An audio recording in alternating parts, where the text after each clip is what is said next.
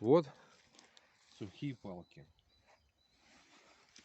Зимой их удобно втыкать в снег. Но сейчас зимы нет, снега нет, поэтому попробуем сделать так. Делается все легко и просто. Просто втыкается. Здесь накрест.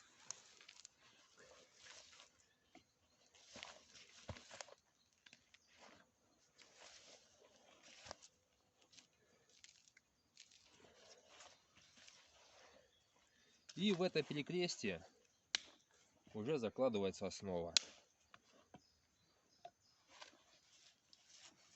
Маленькие, большие, какие удобно. В такой ложбинке тоже можно развести огонь.